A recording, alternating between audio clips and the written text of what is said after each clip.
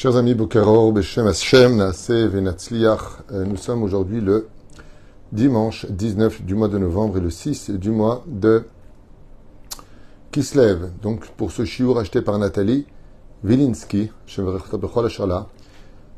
elle et toute sa famille, shiur acheté pour l'élévation de sa maman aujourd'hui, Ren Harut Azulay Bat Simcha. Urach Hashem, Tenachena Began Eden Elion par le mérite de cette étude, donc qui a su nous apprendre le respect d'Hachem, les valeurs de la Torah, Bezrat Hashem, les valeurs familiales, les féméodes. Mais des fois, c'est les mamans qui apprennent, et les parents qui apprennent, mais les enfants ne sont pas toujours réceptifs, et c'est ce qu'on va étudier aujourd'hui.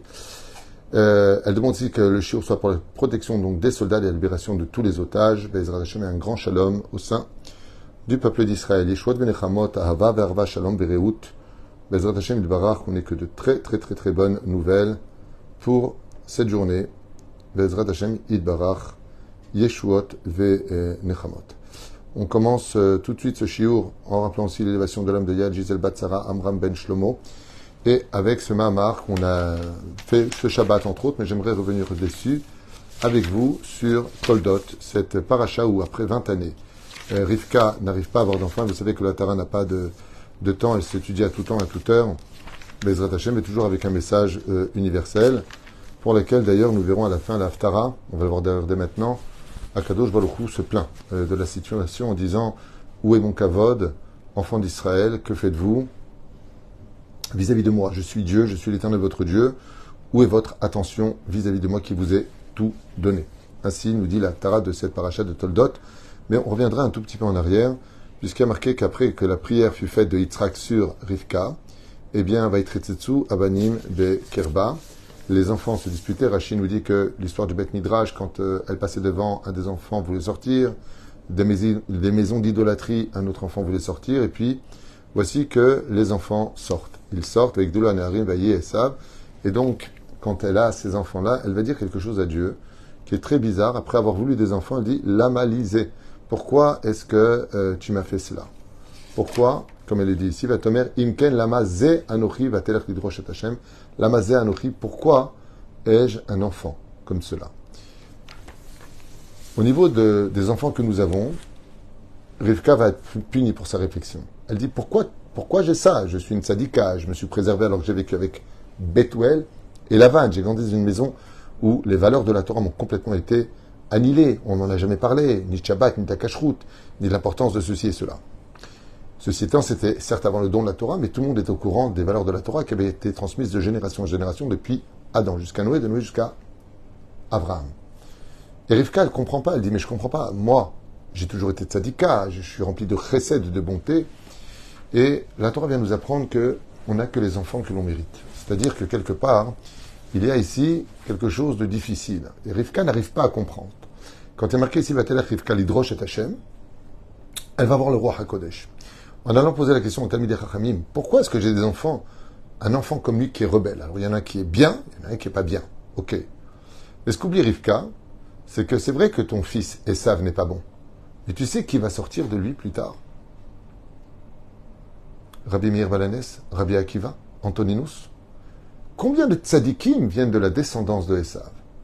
Et c'est pour cela que très souvent, quand on a des enfants, on se demande, mais pourquoi? Pourquoi une telle conduite? Pourquoi une telle méchanceté? Pourquoi un tel comportement? Pourquoi une telle assimilation? Un tel rejet de la Torah et des mitzvot? Ce que l'on ne sait pas, c'est que le temps va te faire comprendre que grâce à ton mérite d'avoir été une tzadika, d'avoir fait ce qu'il fallait faire, eh bien, ne t'inquiète pas, ce n'est pas lui qui va être la lumière de l'éducation que tu lui auras donnée, mais que les bases que tu vas inclure à l'intérieur vont travailler d'une certaine façon les molécules, les cellules de cet enfant qui, lui, d'extérieur se comporte mal, mais qui, de l'intérieur, transmettra au fur et à mesure des ans. Après Amalek viendront de grands tzadikim, malgré tout, de Esav. Voilà qu'à la fin de cette paracha, une fois de plus, donc on retourne maintenant à la fin de cette paracha de Toldot, Vatomer Rivka et Yitzhak. Donc on voit que Rivka est défaite. On va expliquer aujourd'hui, dans les temps modernes, qu'est-ce que veut dire Rivka à toutes les mamans d'Israël. Elle est défaite d'avoir un enfant qui est rachat, un enfant qui est rebelle, un enfant qui ne lui obéit pas, un enfant qui fait ce qu'il veut, un enfant qui n'a pas de respect pour elle. Comme c'est marqué, Esav respectait son père, Mechabet et Aviv. Rivka est malheureuse. Pourquoi elle est malheureuse? Eh bien parce que les femmes sont beaucoup plus sensibles, réceptives. Elles ont besoin de comprendre. En général, un père, il aide son fils, il aide ses enfants. Mais la mère, elle les éduque. Quand le petit il pleure, c'est rarement le père qui va aller voir l'enfant, c'est souvent la mère qui est inquiète. Et toutes ces années passées, à avoir éduqué, donné, à part la vie, quand ça se résulte avec une ingratitude hors du commun, un oubli total, alors on se pose la question, la malisée, pourquoi avoir amené un enfant au monde? Voilà que la suite arrive et que Rivka dit, Tomer Rivka al Yitzhak, Katzti, je suis arrivé à bout, je suis à la dernière limite, Bechayai, de ma vie, Mipne benotret, à cause des femmes qu'amène Esav. Et donc, Im le Yaakov Ishem benotret kaelem benot haaretz la malichaim. Et si c'est pour qu'il ramène une mauvaise femme dans la maison dans laquelle nous sommes, une mauvaise kala, eh bien, pourquoi, moi, vivre? Qu'est-ce que veut nous dire ici la Torah? La Torah, elle dit que, des fois, à Kadosh Baruch Hu, et écoutez bien les explications que je vais vous donner, elles ne sont pas de moi, elles sont du Talmud, mais des commentateurs du Talmud, pas le Talmud lui-même, même si le Talmud en parle de façon extérieure, mais c'est très important. La Gemara dans Sota Memtet Amoudbet, comme vous le savez, nous dit qu'à la fin des temps, Begveta de Mishicha, à la fin des temps, quand viendra les premiers pas du Melech HaMashiach, du fameux Messie qu'on attend tous, même si c'est pas une mitzvah de savoir qui c'est, quand est-ce qu'il va se dévoiler, il n'y a aucune mitzvah. Ça, c'est plutôt ce que cherchent les évangélistes. Dans le judaïsme, il y a une mitzvah d'attendre le Mashiach. Chaque jour, il n'y a aucune mitzvah de se poser la question qui c'est, quand est-ce qu'il va venir. Aucune mitzvah dans ce domaine. Je dirais même que c'est une épidémie qui détruit plus que ce que ça amène de l'encouragement. De faire des vidéos en disant il va venir dans 2 semaines, dans 3 semaines, il va venir à ce Pessah. Pourquoi? Parce que on entend ça depuis des dizaines d'années, c'est toujours un passé, on est déçu. Donc on pense faire du bien, mais on déçoit les gens avec ce genre de choses. C'est pour ça que j'insiste beaucoup. Quelqu'un m'a écrit ce matin et je lui ai dit votre question ne m'intéresse pas. C'était sur l'avenue du Manchos. Et vous pensez que c'est lui le Machar? Ça ne m'intéresse pas. Ça ne m'intéresse pas de savoir si c'est lui, si c'est l'autre, si ce soit Lubavitch, Breslev, qu'il soit Rav Kook ou Kippa Shrora, j'en ai rien à faire. Il n'y a pas de mitzvah de se poser la question qui c'est. Et pour qu'il soit ce qu'il est, il a 6 choses à faire. Comme le dit le Rambam dans le Chod Deot, 11e chapitre. Qui reconstruise le Beth Amikdash, qui ramène les exilés, qui ramène les lois d'Israël en vigueur, qu'on fasse des korbanot. Il y a des choses à faire. Quand il les aura fait, on dira c'est lui. Pour l'instant, on n'a que des mythos. Et la reine, toutes ces vidéos et toutes ces paroles qui sont faites sur ça y est, il a rêvé, il a vu, comme je l'ai dit à ma femme, il y a déjà 40 ans que j'entends ça, qu'il a rêvé, qu'il venait, qu'il est ceci et cela. C'est pas bien, c'est pas méchant, mais on s'en fiche. Ce qui compte, c'est de faire tes chouvas chaque jour. Ce qui compte, c'est qu'est-ce que tu as pris comme chidouche aujourd'hui. Comment tu sers Hachem aujourd'hui. C'est ça le principal de la vie d'un juif avec la mitzvah de l'attendre chaque jour. Nous avons une mitzvah de l'attendre, pas de le chercher. Au lieu de le chercher, perdre ton temps à savoir qui c'est, faire en sorte qu'il se dévoile par une meilleure action, un meilleur cœur, plus de mitzvot, plus de prières, c'est ça. C'est comme ça qu'on fera venir le Mashiach. Et pas le chercher avec je suis sûr que c'est lui, tu penses que c'est lui, ça sert à rien. Ça sert à rien. C'est des trucs que j'ai vus dans les sectes et non pas chez nous les juifs. La reine Bezrat Hashem, quand il viendra, Baruch Haba, et s'il vient pas, Dieu sait ce qu'il fait. Nekuda. En tout cas, c'est mes enseignements de ce que j'ai étudié dans la Torah. Je vous défie de me montrer où est-ce qu'il y a une mitzvah de chercher qui c'est. J'ai pas trouvé moi en tout cas. Revenons à ce que nous disons ici. La Gemara nous dit qu'à la fin des temps, il va se passer quelque chose de terrible. Quelque chose qui, comme le roi David l'écrit dans son 2e Télim sur les 150 Télim qu'il a écrit, que ce sera pire que la guerre de Gog ou Magog, comme on l'a déjà expliqué dans un chiour. C'est les guerres familiales. Quand tu aimes quelqu'un, quand tu fais confiance à quelqu'un, quand tu partages quelque chose à quelqu'un, alors bien sûr, une fois de plus, entre parenthèses, je ne parle pas de parents toxiques ou à pathologie. C'est hors jeu. Je parle de parents normaux, qui aiment le vrai bonheur de leurs enfants. Pas des parents qui sont en compétition avec leurs enfants. Pas des parents qui sont jaloux de leurs enfants. Pas des parents qui veulent le malheur de leurs enfants. Et il y en a. Contre toute attente, oui, il y en a. Il y a des gens qui... pourquoi moi j'ai pas eu, toi tu as? Il y a des gens comme ça. Des gens qui ont vécu, par exemple, pauvrement. Leur fille a le bonheur de connaître la richesse en épousant leur mari. Et les autres, ils ont les boules. C'est des parents un peu débiles, mais il y en a. Tout ça s'exclut du cours. Parlons de parents normaux. Des parents qui ont vraiment de l'amour, pas des parents qui sont possessifs, pas des parents qui sont, on appelle ça knuffia, ça veut dire ils sont comme la mafia, comme ça, tout fermé, attention, t'es pas de notre côté, tu dégages, tu penses pas comme nous, t'es exclu. Parlons pas de ces parents-là. Ceux-là, on les met de côté. Ils ne concernent pas le cours, en tout cas. Des parents normaux, des parents avec un vrai cœur à l'intérieur, des parents qui ne sont pas là pour faire des histoires, des parents qui ont de la gratitude eux-mêmes. Moi, j'ai rencontré et connu des parents qui n'avaient aucune gratitude pour le bien qu'on leur avait fait. Ils reprochent à leurs enfants le manque de gratitude. Ben oui, mais enfin, si vous aviez donné l'exemple, vous auriez eu ce qu'il fallait de l'autre côté. Car la vie, comme on dit, quand tu donnes une fausse pièce, t'étonnes pas de la fausse pièce qu'on te rend aussi. Donc, fais attention à ce que tu es, ce que tu fais.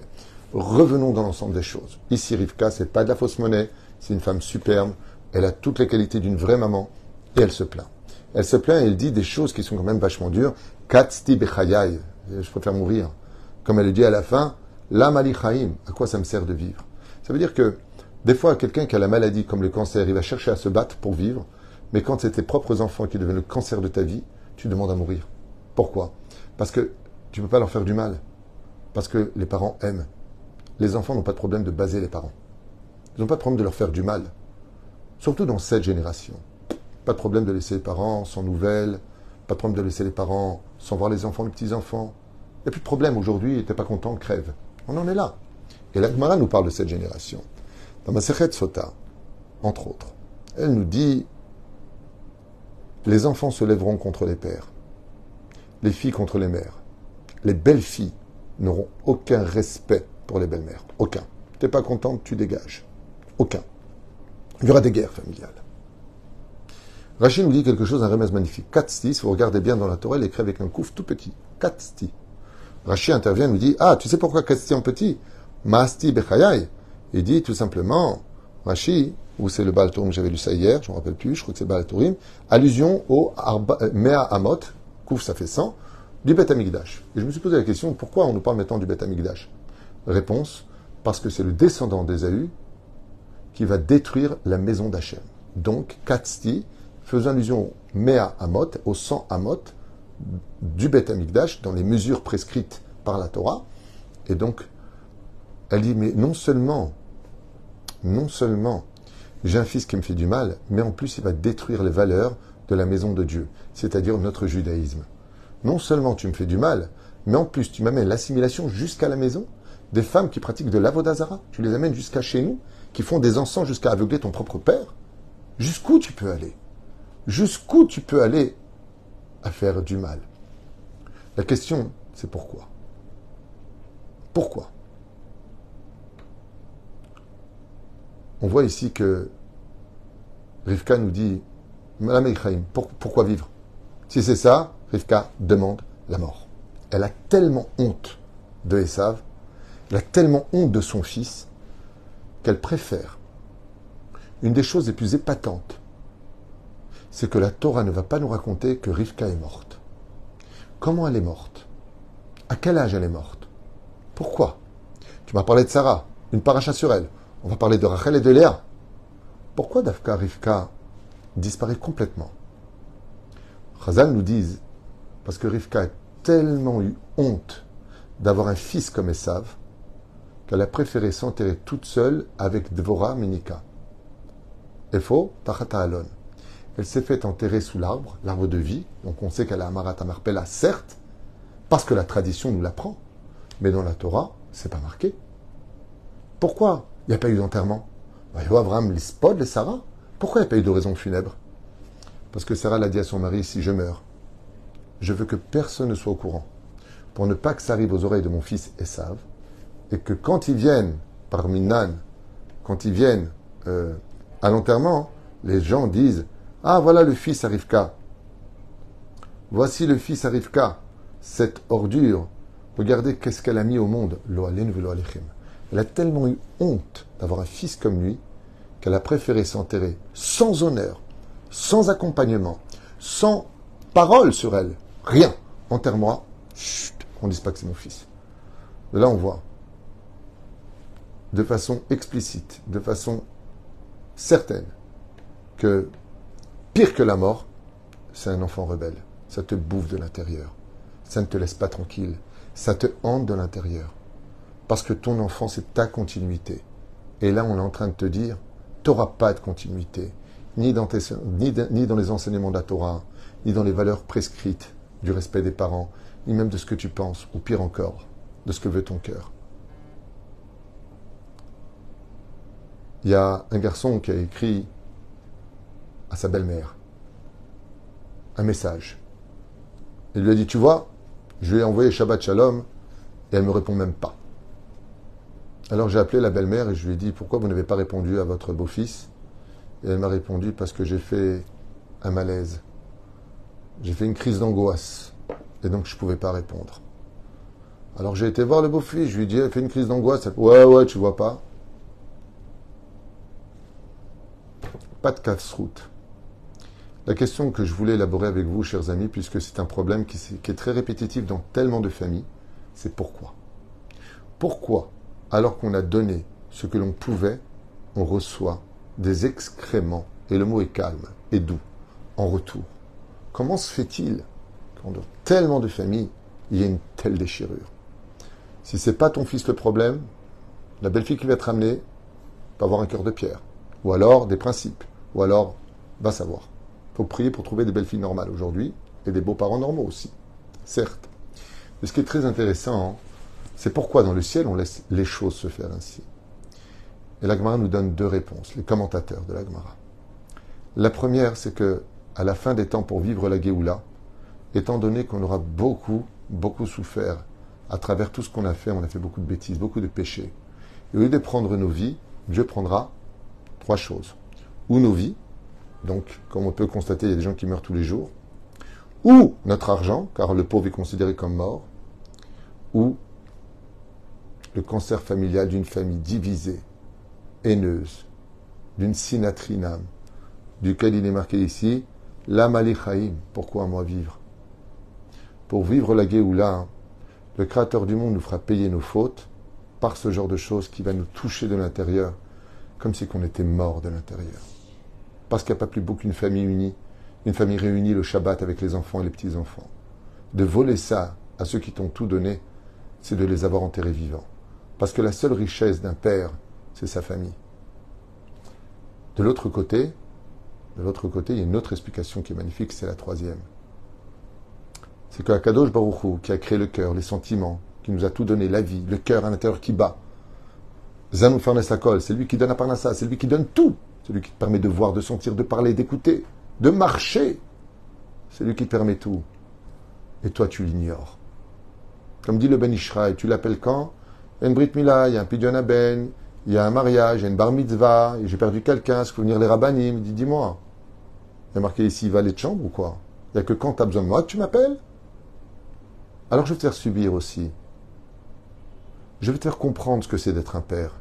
Je vais te faire comprendre ce que c'est d'être une mère. Pendant toutes ces années, tu m'as ignoré. Tu sais combien de fois, moi, je t'ai attendu? Tu sais combien de fois, moi, j'espérais que tu viennes taper à la porte de la synagogue? Tu sais combien de fois j'espérais que tu fasses ton Shabbat au moins comme il le faut? Comme un père qui attend son fils à la table du Shabbat et non pas ton Shabbat à toi avec ta télévision allumée, ta boîte de nuit et ta voiture. Tu sais combien de fois je t'ai attendu, il dit Hachem? Alors, avant de vous libérer d'un sourire qui ne disparaîtra plus jamais de votre visage, j'aimerais juste avant, à la fin, juste avant de dévoiler le Mashiach, j'aimerais juste faire passer un petit peu ce que depuis 2000 ans je subis.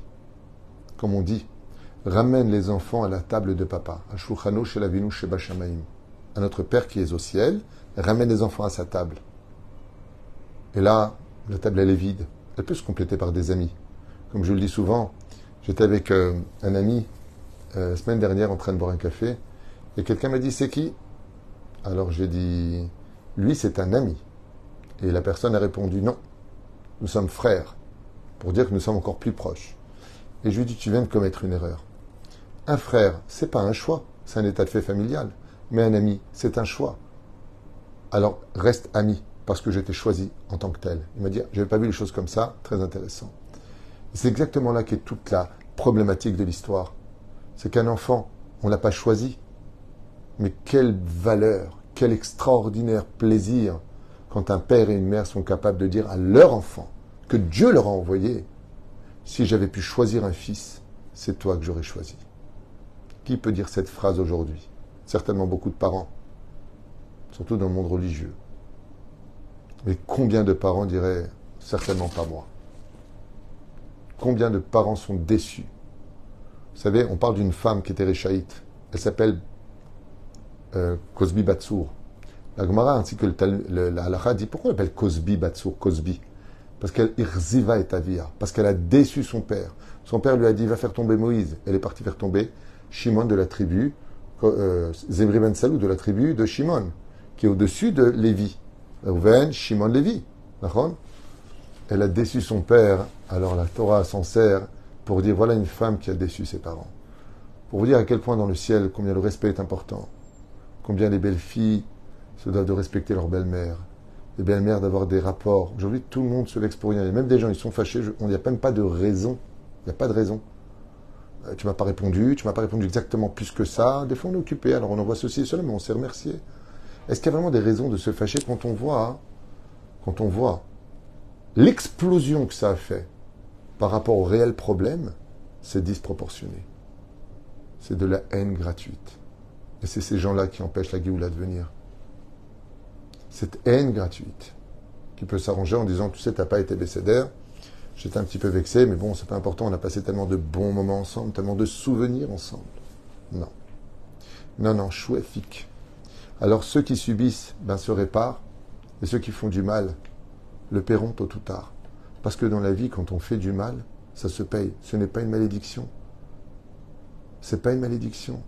C'est comme Dieu lui dit, si tu fais pas ceci, voilà ce qui t'arrivera. Si tu fais pas cela, voilà ce qui t'arrivera. Est-ce que Dieu nous maudit? Il te prévient juste comme une mère qui dit, mon fils, si tu mets tes mains dans la prise, tu vas t'électrocuter. Maman, pourquoi est-ce que tu me maudis? Je ne te maudis pas. Je te préviens de résultats qui seront de toute façon à l'appel. Un jour, un père a dit à son fils, tu rendras des comptes devant Dieu. Et le fils a répondu, ah, tu me maudis? Il lui a dit non, je te tiens au courant d'un état de fait. Ce n'est pas une malédiction, c'est un état de fait. Tu fais du mal, tu le paieras. Tu fais du bien, tu seras récompensé. Mais en ce qui concerne les parents, quand eux, ils subissent quelque chose, ils se réparent. Et quel est le clin d'œil que Dieu leur donne? Il te dit, Hachem, dis-moi, tu as mal? Oui. Pourquoi? Je vois pas mes enfants, je vois pas mes petits-enfants. Akadosh Baruch Hu, il dit, tu vois ce que c'est d'avoir mal? Moi, ça fait 2000 ans que je vous attends. Ça fait 2000 ans que je suis SDF. J'ai pas de maison. Je m'invite chez vous ou dans des petites synagogues. Moi, ça fait 2000 ans que j'attends que vous reveniez à ma table et de me dire, papa, on t'aime, pardon.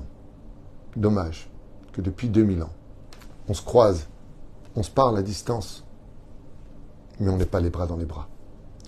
Il viendra le moment de la Géoula, on sera tous les bras dans les bras, non pas comme Avshalom qui voulait tuer son père, le roi David, non pas comme Esav qui a fait souffrir sa mère au point qu'elle demande la mort depuis sa naissance jusqu'à sa mort. Pas comme cela. Et n'oubliez pas ces 3 détails. Quand des souffrances tapent à la porte de votre famille, c'est parce que Dieu vous fait réparer des choses, ou vous étiez Chayav Mita, vous aurez dû partir de ce monde, mais Dieu vous l'évite par ce biais-là. Mais c'est surtout pour nous faire comprendre aussi que Dieu a un cœur, que Dieu a des sentiments, que Dieu nous aime plus que tout au monde, et que des fois, quand on ne le voit pas ou qu'il paraît fâché, c'est tout simplement parce que lui aussi il souffre de l'absence de ses enfants qui ont du mal à revenir sur la terre d'Israël ou à la table de la Torah et des mitzvot et des bonnes actions. Qu'on se mette un peu à sa place, ou alors qu'on le subisse, c'est une façon d'imaginer combien en réalité tout ça sont des messages divins. D'où cette merveilleuse image du Kouf qui est petit, qui dit mais tu es en train de casser la maison d'Hachem. Parce que Dieu, quand est-ce qu'il vient dans une maison juive?